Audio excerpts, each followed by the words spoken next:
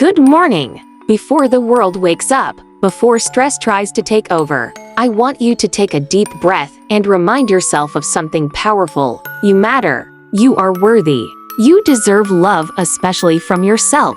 Every morning, so many people look in the mirror and see everything they are not.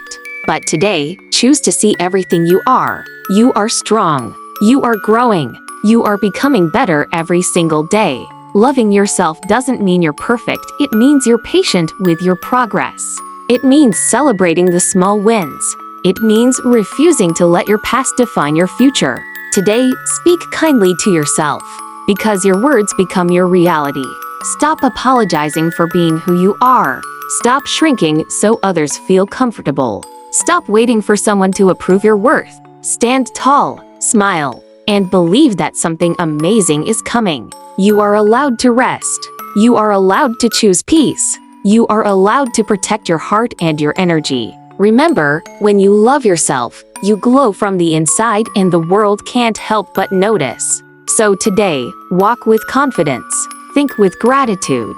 Love yourself fully, deeply, unapologetically. Look in the mirror and say, I am enough. I am improving.